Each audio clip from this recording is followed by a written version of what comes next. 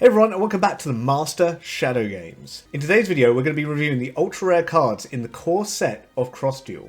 So as you can see here, I have brought up all of the ultra rare cards from Cross Duel.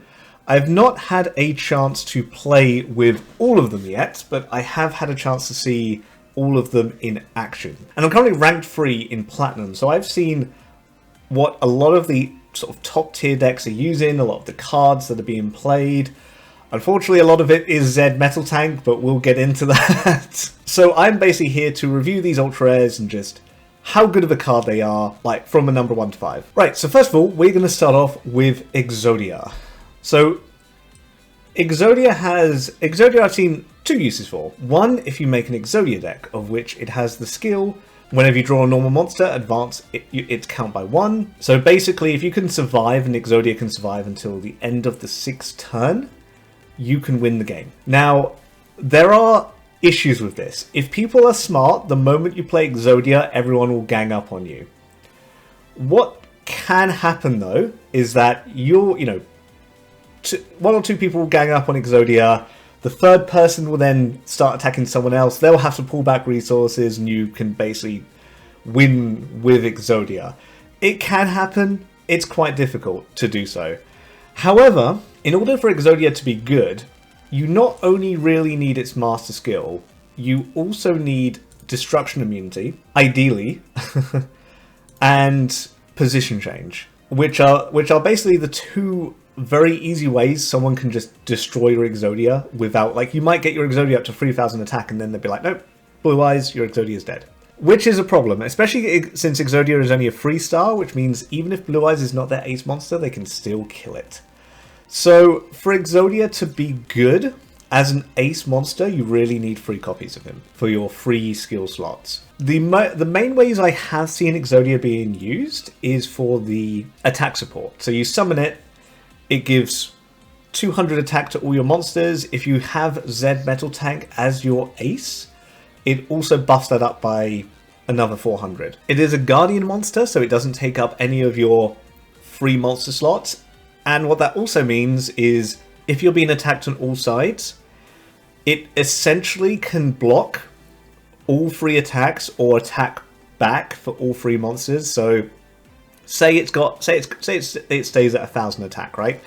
It essentially can do up to 3000 worth of damage in the right situation. I very rarely see Yugioh decks, like, ever at high ranks. I do see a fair amount of people using it for attack support, and also to defend them if monsters get past their defenses. What can happen a lot, a monster can be coming down your lane, they can summon Blue Eyes, destroy your defensive monster, but then they still have to deal with a defense position Yugioh, and that can protect your life points.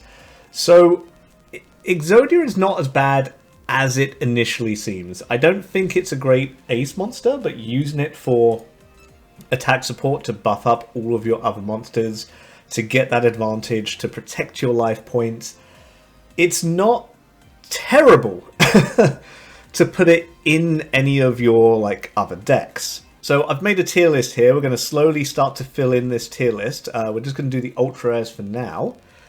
So Yugioh is not terrible. It's not great, but also not terrible. I feel like it would be either a B or a C on this tier list.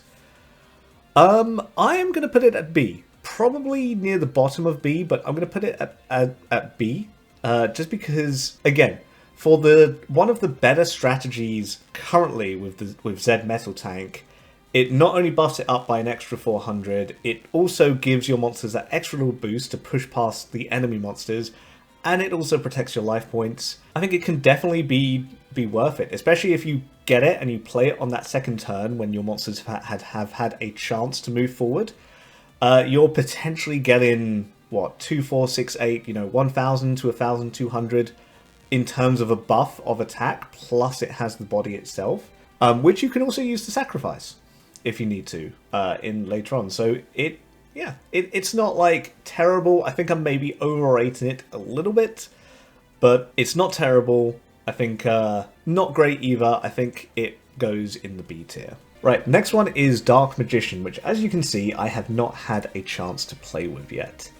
Its master skill is if you activate a spell card, inflict 300 damage to all other players. Its special skill is if you activate a spell card, inflict 200 damage to all other players. It also has wizardry. So this card really fits in a wizardry deck. And one of the big problems with wizardry decks is they have a really, really big amount of spell cards in. They don't have too many monsters, which means this card can just be a dead draw in those decks.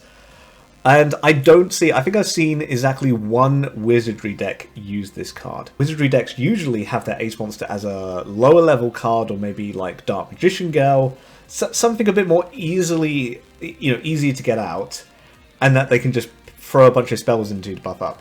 This one is definitely a lot tougher to get out, though its master skill is really not too bad, especially if you're going to play like 5 spells in a turn, and that's like 1,500 damage to all the other players. Still, I feel like in a wizardry deck, this is going to be a dead draw. Like, a lot of the time. Even if you have it as your ace monster, you still have to draw 2 monsters. A lot of your deck is going to be spells. Drawing those 2 monsters is not going to be easy. And when you do draw them, you might not want to sacrifice them for this card. In a normal deck, if you just put this in like a normal deck, say you had this in sort of like a normal ace monster, and you had, your master skill, you've got like a wizardry, and you've got like an attack debuff, or a provoke, it does have some good skills to make up for it, I will say, right?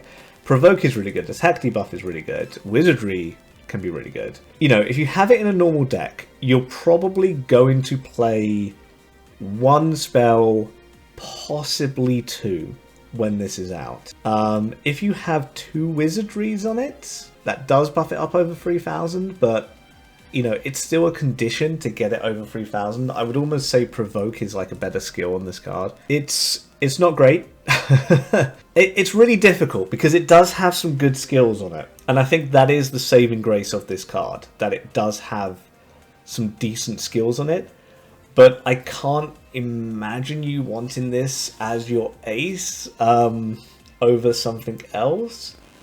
As just a special, it's still not bad, but I don't think you'd want to have this as a special. I mean, maybe. I haven't had a chance to play with it properly. I have not seen anyone play this. I've seen it once in a wizardry deck, which makes me want to put it back to the bottom. Which makes me kind of want to put it with Exodia near the bottom of B or C, right? I think this is actually going to go in C tier at the moment. Maybe bottom of B. The reason why I'm thinking C is I'm thinking this might actually fit within a snipe deck more than a wizardry deck. Because in a snipe deck is made to do effect damage. This is doing effect damage to everyone.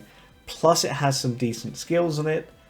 I feel like it could be a decent addition to that, but again, I have not really seen any snipe decks. I've not had a chance to play a proper snipe deck because I don't have the cards for it yet. So it's hard to really tell how good Dark Magician would be in that deck. As an ace monster, I think you're going to want other ace monsters over Dark Magician. So I think it is going to go in the C tier for now. Probably top of C, but I think it is going to go in the C tier for now. Right, next one is Blue Eyes White Dragon. Probably the most common ultra rare you will see on the ladder. Not only because this is, Kaiba's Blue Eyes, this is probably one of the most, if not the most popular Yu-Gi-Oh card that that people know of. It has some just really good skills. Now, Blue Eyes, funnily enough, Blue Eyes itself doesn't actually have a lot of good just other skills, right? Dark Magician has better skills. It does have Crusher. It does have immunity to attack defense reduction. But these skills are very negligible compared to its master and its special skill. Its special, which is destroy level 4 or lower when it's summoned. Its master skill, which is select and destroy 1 monster. So you will see people using this when they're on the offensive. They're about to hit the opponent's life points. The opponent will summon a defense monster. They will then summon Blue Eyes, destroy that defense monster, and get to their life points. I think this card is in almost every deck. Not only has it got 3,000 attack points, but the fact that its ability is destroying a monster with more than likely 2,000 defense points, 1,800 to 2,000 attack points. You are getting a lot of value out of this card. It is one of those cards which just helps you wins game, right? I've seen this in every deck, almost every deck that I've played against. Even if you do not have this as your ace monster, which you really don't need to, it definitely helps if you're going on the offensive early. But in general, its destroy a level 4 or lower monster skill is good enough. So because of how versatile this card is, I think this card is an easy S rank card. You want this card in every deck you can fit it in, right? Even if it's a deck which is just a wall up deck, right? It is still, even if all your deck is doing is just turtling up. Say you're the life point gain deck, right? Even if all you're doing is just turtling up, you can still summon this. It's a 2,500 defense monster, destroy a monster, block another monster, switch it to attack mode. It's just so versatile. And not every player has in cards that grant immunity to destruction effects. Obviously, Zed Metal Tank does have that card, which is what a lot of people use. But even so, it is still a freaking amazing card. So yeah, easy S rank for this card. Elemental Hero Neos. This is an interesting card, right? You very likely do not want to have this card unless it is your ace. If you have this card and it is not your ace, it's going to get, hey, this returns to your hand and gets speedy summon, which basically means it becomes a 1 tribute 1500. That's not good, right? You do not want this card unless it is your ace monster, but if it is your ace monster and you have 3 copies of it to get super speed and speedy summon, this, after the initial double tribute summon of this card, when it's destroyed by battle, which it usually is going to be destroyed by battle, this card becomes a 1 tribute 2500 that can go all the way to your opponent in a single turn. That is insane. That is perhaps the best ace monster ability, if you have 3 copies, the best ace monster ability there is, with 3 copies of the card. That means every person has to be wary of you, has to defend up all the their lanes. It does have the downside that you do have to summon this without, with only 1 super speed. You're kind of showing your hand to everyone else in the duel that you have this card, and then they can be careful about you. That's the only downside to it. But even if people know about it, a lot of the time it is really difficult for them to keep that lane defended up all the way to the end of the duel, especially if other people are attacking them. So yeah, terrible non-ace monster, pretty bad, or pretty if you don't have at least 3 copies of this card, right? But I think this card is so good if you have 3 copies of it. It just becomes a pretty easy S rank at that point. It's not quite as good as Blue Eyes, that fits into I think every deck. And it does have a weakness to Blue Eyes in that if Blue Eyes destroys it with its effect, it's gone for good. However, this card is just, it's so good. And when you think of its ability, the fact that it comes back and it's just a single tribute 2500, its ability effectively becomes, hey, turn 1 monster that you summon each turn into an Elemental Hero Neos. That can basically, it's 2500 attack and can go all the way across the field. Very, very powerful. And I know it's not good for really anything but being an ace monster, but it's so strong at being an ace monster that I think it has to go in S tier. Ojama King. Now, this card, when you want to summon it, unfortunately, you need 3 times 3 monsters that are 3 stars. Basically the Ojamas, right? That's a lot of cost. You're sacrificing 3 monsters for this. Now, it does have the ability that you get to choose an opponent and the opponent can't summon anything in their zone on their next turn. So I've seen, one of the better ways I've seen of using this has been they summon this in attack mode. They choose the opponent, right? The opponent can't summon anything on the next turn there. And then on their next turn, they use Sword and Shield, they use that other monster that has the short sword and shield effect to basically switch it to 3000 attack. That is a lot of effort to get to 3000 attack, especially when, you know, you could summon it in attack mode. Your opponent has already summoned a monster there, and you basically kind of have to use sword and shield anyway, and Ojama King goes down to like 2000, I mean to like 1000 or 1500. It's going to seriously diminish what you can do. Using it in combination with like a super speed deck though can be interesting, but overall I think it is a lot of cost to get out this one card for that ability. And if it was just that, I think this would probably be like a D tier card. Also considering that you really need the position immunity change for it as well, for it to be good. If it was just that, I think this card would not be good. However, where this card does shine is that it is a 1 tribute 3000 defense monster, which means you can basically, you know, you stick it on position change to make sure your opponent can't change it to attack mode. You can just use this defensively. You can just have this in your deck with, you know, with sword and shield, whatever, sacrifice one monster for it, and it's 3000 points of power. That is good. How good exactly, I have not been able to test out because I do not own this card, but that's pretty good.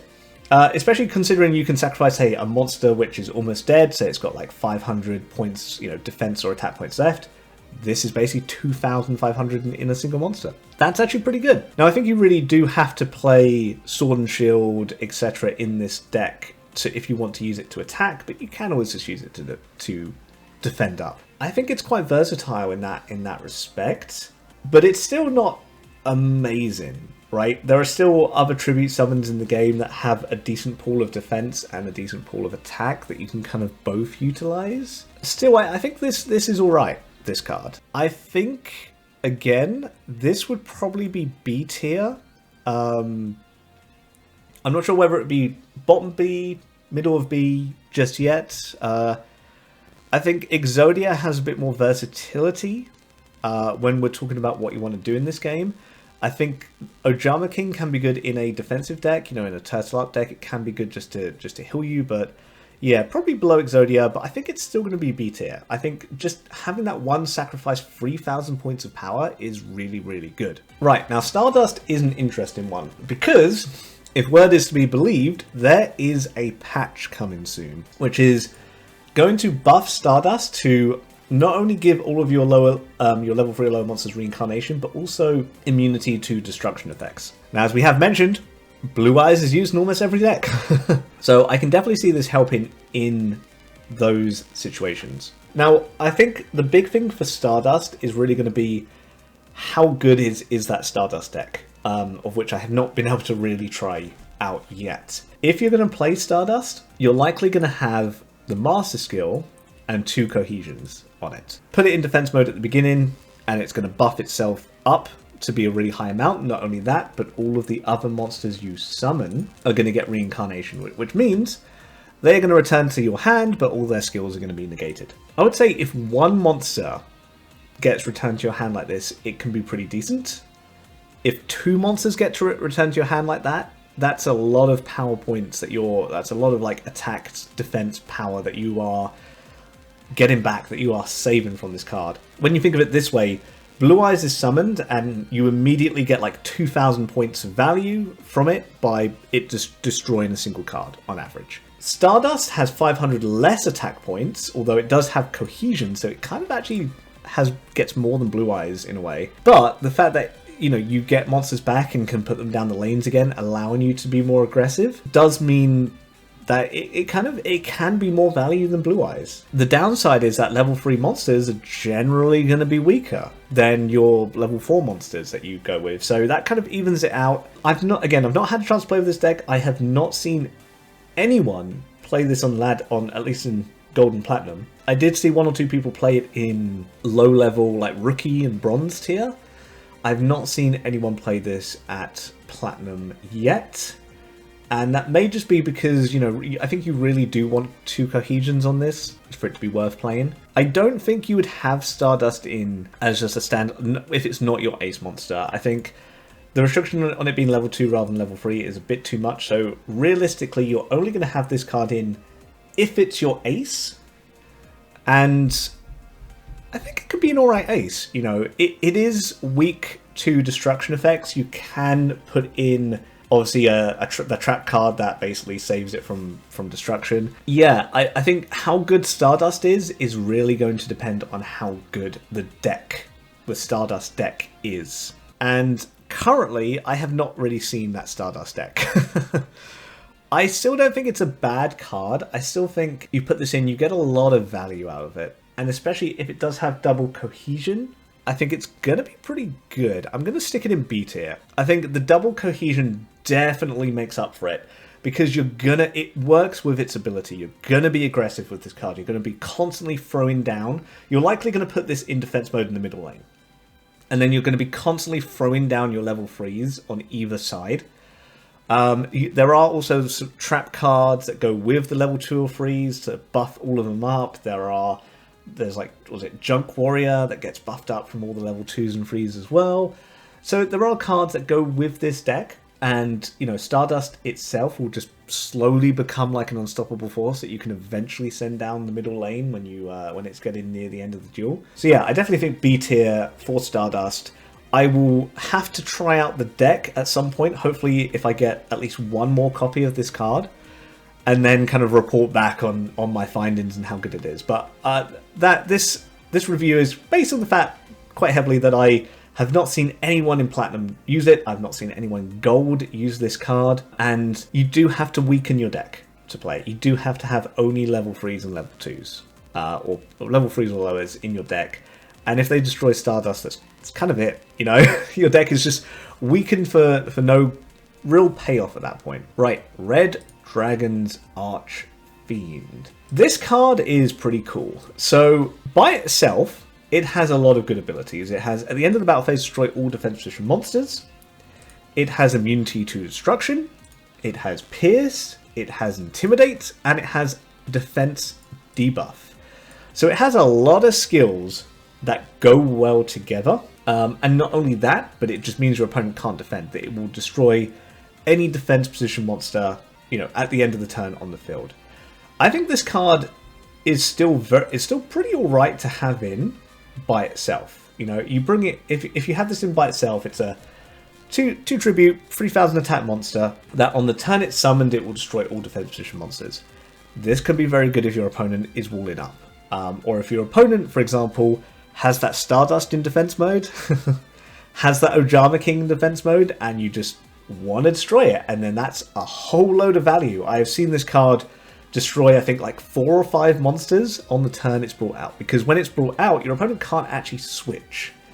Now switch the position of their monster. Now the downside is that they can obviously bring out a defense monster, and this attacks into it, destroys it, and then obviously at the end of the battle phase it will destroy all defense position monsters, but it's already destroyed it via attack. That's the one downside, but I feel like this would be a bit too powerful if it destroyed all defense monsters at the beginning of the battle phase. Still, it has some very good skills. It is definitely going to be a very formidable card when it comes out. It's a card that you know, you could just have in any deck, potentially. I think it's still hard to want this in over Blue Eyes, because it happens at the end of the battle phase. But at the same time, because of its ability, you can combine this with Stop Attack, Enemy Controller, Curse of Anubis. There's tons of cards which switch the position of a monster, and then this destroys it at the end of the battle phase.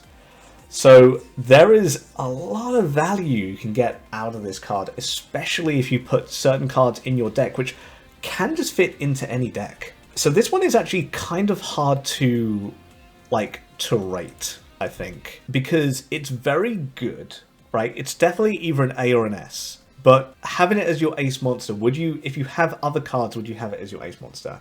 If there are a limited amount of slots in your deck for just non-ace monsters that require 2 tributes, which this one requires essentially 2 monsters that add up to 8 stars. So this one is it is a very tough one of where to put it. I feel like this would either go at the bottom of S or the top of A, and I think this is going to have to be the top of A. The only reason being is that the ability to destroy stuff in defense mode does require some setup, right? You may not draw enemy controller, you may not draw stop attack, you may not draw these cards that put, you know, stuff into defense mode. And it's definitely at, like, you know, as your ace, if you have Elemental Hero Neos, if you have well, really the only competition is Elemental Hero Neos, right? And that's why I'm struggling to go, oof, like, maybe it should be bottom of S.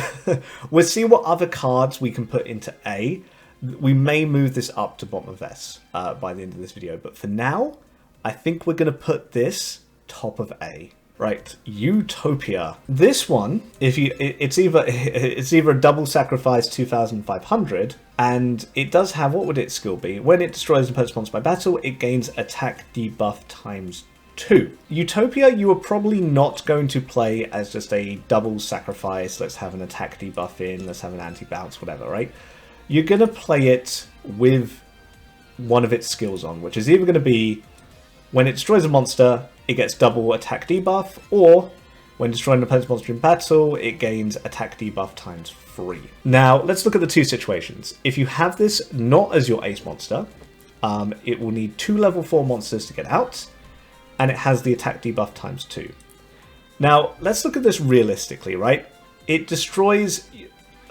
You're going to be looking for ways of destroying weakened monsters with this. Because if it destroys a monster with full attack, it's going to be... you know, that attack is going to be probably, what, like 1,800 to 2,000? It's going to go down to about 700 attack. It will get double attack debuff, but that's only about 600 points, right? That's not going to be enough to kill another monster. It will definitely be enough to weaken it significantly. It will definitely not be enough to kill another monster.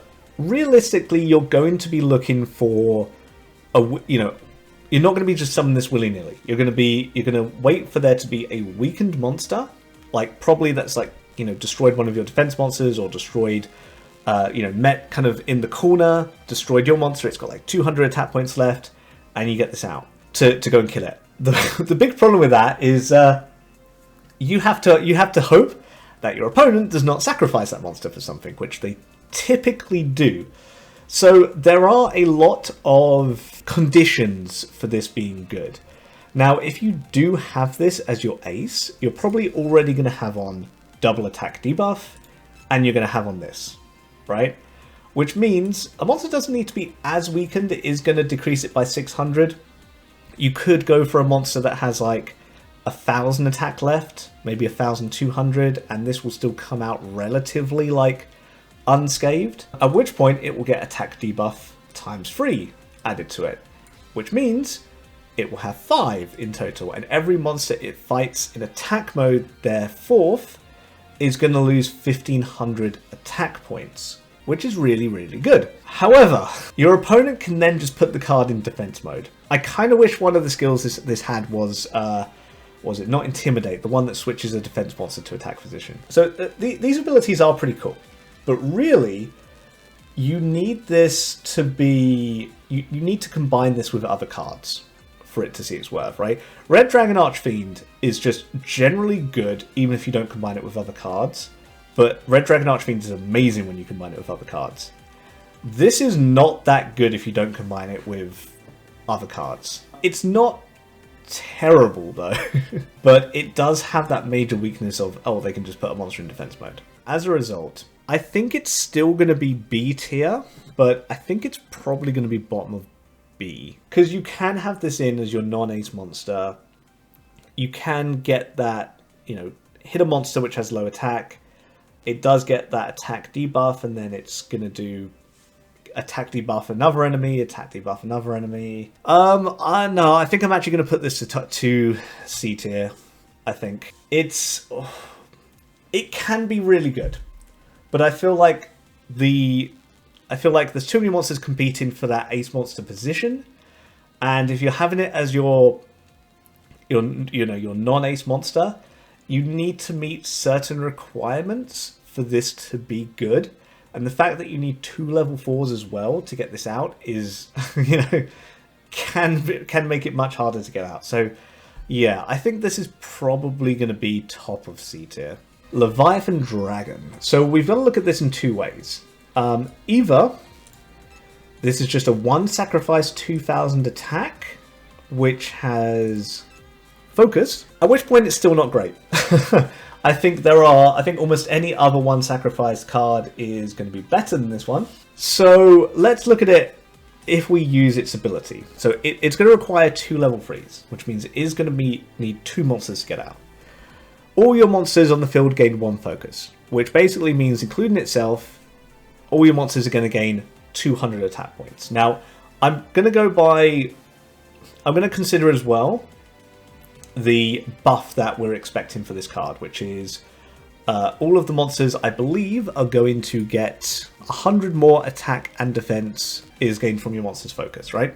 So, okay, so I'm going to consider the buff that this card is going to be getting soon, which is rather than just 100 more attack points is gained from focus, it's 100 and attack and 100 defense. I don't think that's going to change very much. It will mean defending up. It definitely helps with like defending up. But if you just have this as like a normal monster, it is going to be two sacrifices because you're going to need 2 level 3s. And all your monsters in the field just gain 200 attack as they go down. Now, if we consider itself, you're probably going to have just say 3 monsters on average. It's going to be about 600 attack. You could defend up first. You could put all your monsters in defense mode, buff them up with this first, and then do an attack. So they essentially all get like 400 from it. Yeah, I think there are just better double sacrifices that you would want to put in your deck. So let's look at it as an ace monster. As an ace monster, all your monsters are going to gain focus, and from the focus, rather than just getting 200 a turn, they're going to get 300 attack and 100 defense. With the if we're including, the buff that's going to happen, otherwise it's just 300 attack. So what you'll likely have on this is you'll probably have its master skill, you'll probably have immunity to position change, and you'll probably have at least 1 focus itself. Which means this card is going to get 600 attack per turn. Which means first turn it's going to be a 2,600.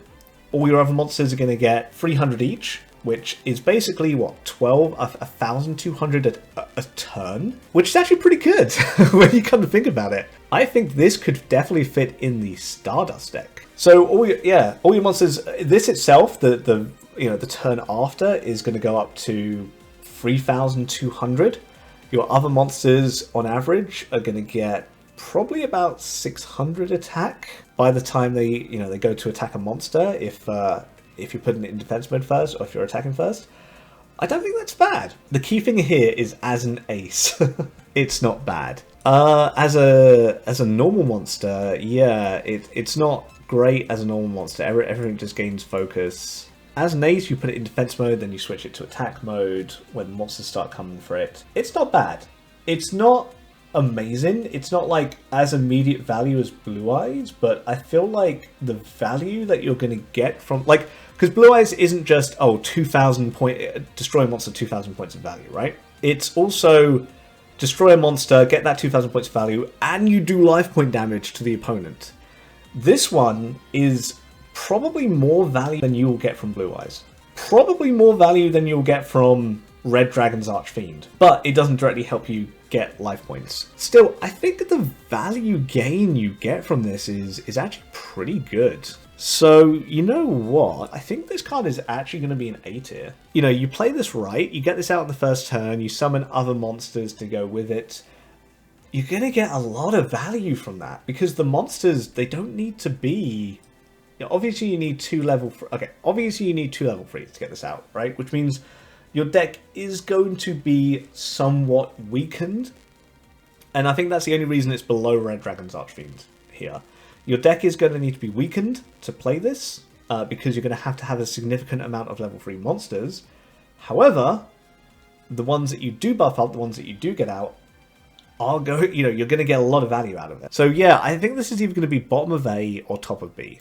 I think we'll leave it in bottom of A for now. I do have to try out this card and see, but I have not actually seen anyone play this on the ladder. That is, I've seen it in lower tiers. I've not seen it in higher tiers. It does fit in certain decks, and as the game goes on, we'll hopefully see more level 3s that will fit into this. But yeah, I think bottom of A for now.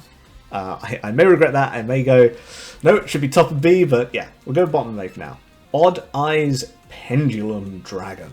If we have this as a normal monster in your deck, when summoned if using the Pendulum Scale, all your monsters gain 800 attack and defense. That's just good. Master Skill, when summoned with the Pendulum Scale, they all gain 800 attack and defense and immunity to destruction. Also good. It also has a Pendulum Scale itself. It has immunity to bounce. I think the other stuff is kind of whatever. I think you would probably put like maybe even double attack support on this if you're going to have 3 things as your ace monster. But this monster by itself I think is really good if you just have 1 copy of this card. I think if you're going to play a pendulum deck, you're probably going to put this, you might not put this as your ace actually. I think this is just, I think the special skill is good enough, right? The immunity skill, you really only... Okay, so there are a couple of things you will care about with the immunity skill. Obviously the main thing is Blue Eyes, but the other main thing will be the card that you get in the middle. Say you're attacking someone who has just gotten that like middle card, that Dark Hole, that Mirror Force, Ring of Destruction, whatever. This is going to protect against all of that. So if you want to go heavy against someone right at the beginning, and they happen to pick up that card, this is going to make them immune to those effects. So yeah, I think this card is really good. I don't think there's too much more to say about it. You summon it, you get a ton of value from this card immediately. When you think about it, 800 to everything, if you have on 2 of these, that's going to be 1,200 attack points to all of your monsters. Summon this turn 2, you might have 5 monsters on the field. That is going to be a ton of value, and especially because it's defense as well, so you can buff up your defensive monsters. That is really, really good value, and it doesn't require a lot to, like, you know, it doesn't require like there to be some obtuse stuff on the field or for you to draw certain like particular cards or anything like that. As a result, I think this is going to be an S tier. I think this is going to be like obviously below Blue Eyes and Neos, but just pretty easy S tier at this point. Right, next we have Bloom Diva, which requires, I think that is 2 light monsters or 2 fairy monsters to get out. Okay, let's consider this. So as a 1 tribute, 2,000 defense monster, it's kind of crap, right? You're going to have it as a fusion. Now you're likely going to play this in a deck with these types of monsters, so it's not going to be too bad to get out. It is going to be a little tougher than a normal double sacrifice, but it's not going to be too bad. And if you do have it in that deck, if you have it as just a normal monster, it's going to be, hey, if you use an effect to gain life points, all your monsters gain defense equal to the life point gained. If you have it as your master skill, you're going to have, you gain life points, you're going to heal 100 more, and your monsters gain that defense. So I think if you play this as a ace monster, you're probably going to have the master skill, and you're going to have double healer. Which means this is going to be a double tribute 2,600 defense monster, where you gain 600 life points, and all your defensive monsters gain 600 defense points. This is basically the defend up deck. And when you also consider that this is also going to continuously get more defense the more cards that you play that give you life points. 300 at a time, so not like a terrible amount. I have yet to play the heal up deck, so I can't say for sure how good this is. I have not. I think I've seen this on ladder like once, and that deck did not win. I think the heal up deck is a very good deck at getting second, and I think this is a good card within that deck. Within any other deck, it's not good. Within that deck, it is definitely a key card. This is a tough one because, like, I feel like in that deck, you would always get more value out of Blue Eyes. You'd get probably about the same amount of value out of Blue Eyes if you're going to be healing up a lot. It's really tough to say because, again, there are so many cards which, even if you've got like a ton of defense, right? Your opponent just summons Blue Eyes, or your opponent does stop defense, or enemy controller, or anything like that.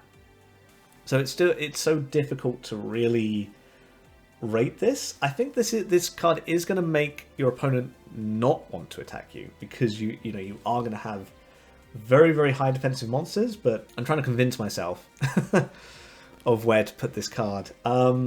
Ultimately, I think it depends on how good that deck is. Like, are you okay with just getting second place the whole time, right? Second place is still going to raise you up in the ranks. You're still going to get points towards the gold chest. I think this is going to be top of C or bottom of B. Again, I've not played the deck. I think it's a good effect. I think it's definitely an effect that helps you win, right? I think that's the key here. This is an effect that helps you win, because it's basically meaning that all of your life point gaining cards are getting you more life points. All of your monsters are getting more defense. I think for that reason, I'm going to put it bottom of B. Ultimately, it's going to depend how good the deck is, but currently, yeah, bottom of B. Next, we have Firewall Dragon. So I guess, first of all, you're not going to have this as a double sacrifice, anti-bounce crush or whatever, right? This is going to be a Link 4.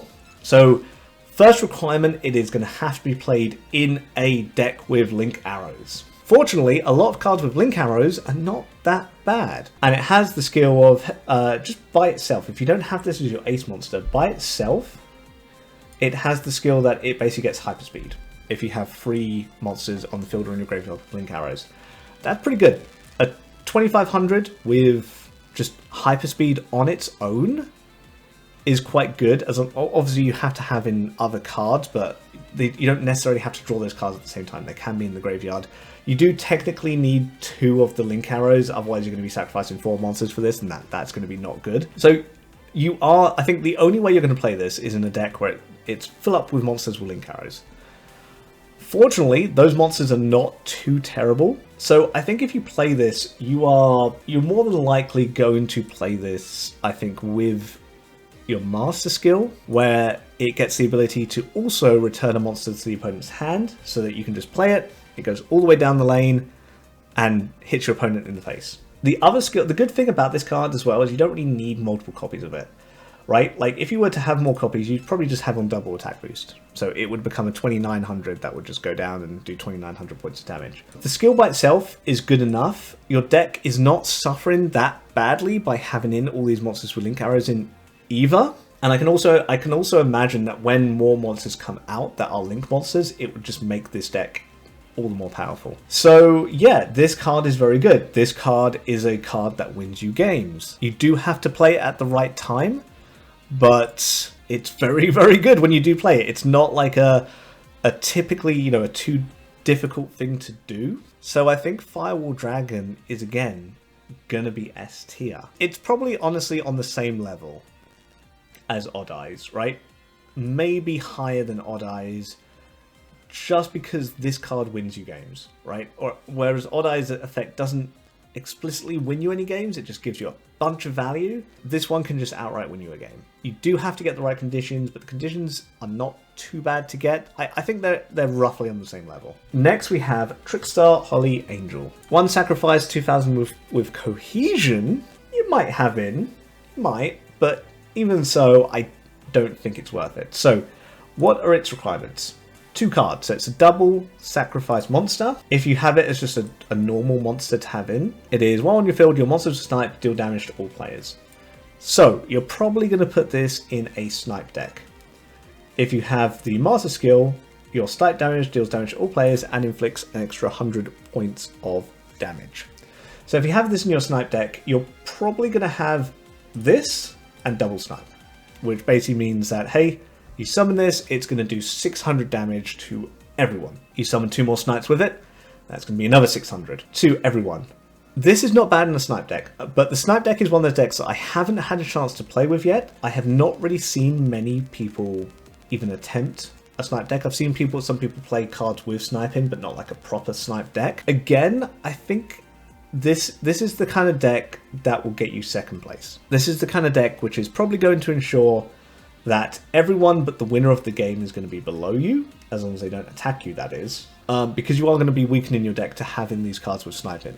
That's really about it. This card is going to be wholly dependent on how good the snipe deck is. And I've not seen that snipe deck on the ladder, but I think, like the Bloom Diva, it it's an effect that kind of gets you closer to winning games. And for that reason, I think it's going to go with Bloom Diva at the bottom of B. You know what? I think it's actually going to go top. It's actually going to go to C. Bloom Diva, at least, not only has the effect that makes you win games, it also has the effect that buffs up its defense, which also helps basically protect your life points. This card does not. This card is like a glass cannon. It does not have an effect that protects your life points. Yeah, I think for that reason, it's going to go in C. I'm not sure whereabouts in C, but that will wholly depend on where, on how good the snipe deck is. If the snipe deck ends up being really good, I think I would upgrade it to B, but until then, it's going to be a C. Right, next we have 7th Road Magician. Now, funnily enough, I was able to pull three of these. Let's be real, right? If you're playing an inventor deck, you're not going to play this as a normal monster. You're going to play this as your ace monster. Normally it would just gain attack, but as your ace monster, it's not only going to gain a bunch of attack for you, which is usually going to put it into top 3,000 attack points to low 4,000 attack points. It's also going to have Inventor itself, and if you've activated Inventor 4 times, it's also going to gain 2 random immunity skills. Now there is a buff, I think, coming out for this card, which is going to reduce that from 4 times to 3 times. And after playing a bunch of the Inventor deck, that makes a difference. Because if say you've activated Inventor 3 times, right, and you summon another Inventor monster and you summon this in the same turn, this does not proc. You need to have activated Inventor 4 times, and then you summon this the turn after. That is the only way this procs. So it being buffed to 3 is pretty good. Now, the good point about this is if you do this, you're probably going to have immunity to negative status, which means your opponent can't slow this card down or immobilize it or anything like that. It's going to get a ton of skills with it, which really could make it an amazing card. It could make it an S tier card, or it could make it like a C tier card. This is, the big boss monster for Inventor, and Inventor decks do have some really good other cards. But yeah, I'm trying to think where to put this. This card is decent value. It is a bit random for where you get the roll. It is pretty decent. I think this would probably go. Oof, that is a tough one because it gets so many cool skills, but again, depending on the skill you get, it could be S, it could be A, it could be B, right? I think the lowest it would be is B. The top end is S. So I think we're going to put this very bottom of A. Just in terms of averages, right? You're playing with luck when you play with this card. And in my, in all my times playing it, I think it has been alright. It hasn't been fantastic. I think most of the rolls have been, pretty much in the middle. I have gotten rolls that have helped. I've gotten rolls that have just been useless. But it does become a double tribute 4,000 odd attack point monster, which does mean something. You're just not getting as much value as you are from a lot of these other cards. But yeah, so I think either top of B or bottom of A. I think we're going to leave it in bottom of A to begin with. So this is our final ultra rare multi-strike Dragius. This is, again, it's a double sacrifice. I think this is one of those monsters that you probably want as your ace. Its special is just all your monsters on the field gain extra attack. That's not worth a double sacrifice. If you have it as your ace, all your monsters gain extra attack, and if your monsters basically already have extra attack, they gain 1 more and they gain Pierce. You do have to combine this with other cards. One of the good things about this card is you can give it immunity to destruction effects. You can give it, and you can give it an extra attack itself, which I think goes with this card where all your monsters gain 1 extra attack. Yeah. So basically, if you give this at least 1 extra attack, it's going to get Pierce itself. And if you give it immunity to destruction effects, it is going to mean that it can't be killed by blue eyes. I think you could either give it to immunity destruction or you can give it intimidate, which would also be very useful for if your opponent doesn't really have any monsters with good defense. That means it's going to be getting to your opponent fairly quickly and not taking too much damage. I think this card is really again going to depend on how good the deck is. I think this card is actually very good by itself, right? It's a 2500. It switches stuff to defense mode. When it hits your opponent's life points, it's going to do a ton of extra damage. So if you've got monsters going ahead of it, and you get this to your opponent, it is going to start buffing itself up by 1,000 a turn, and it is going to be very hard for your opponent to deal with, especially if it has Intimidate and your opponent doesn't really have any monsters with good defense. It can just be good by itself, I think. And I think that's probably how it's going to have to be, because I think the extra attack deck is not fantastic. It's not bad, but I have not seen it on ladder. Like, I've seen, I think, maybe one person using it on ladder. I think, again, this is... I think it's just a good card by itself. You do need 3 slots, really, to get... It's not good just 1 slot by itself. I think you do need 3 slots for it. I think this is going to go top of B. I think this is a good card that you can put in as your ace monster by itself. It's not good if it's not an ace. And, you know, there are a lot of other ace monsters that you're probably going to want to play over it. But it is an ace that you can play kind of regardless of whatever deck you're playing. And, you know, if you have those 3, you know, skills that I mentioned, it's not a bad card. It's a pretty alright card. There you have it.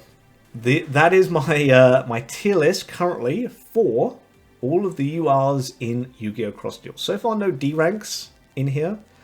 And I think, you know, as I get to play with some more of these cards, I think some of them are going to go up and down, depending on how, you know, like, if a certain deck is good, if a certain deck is bad. Also, as they release more cards in the future, some of these might change, but there you have it. Well, right, well, thanks everyone for watching. There will be more videos, there will be more review videos of the other rarities coming out soon. Subscribe to the channel if you want to see more Yu-Gi-Oh! Content, and I will see you guys on the ladder.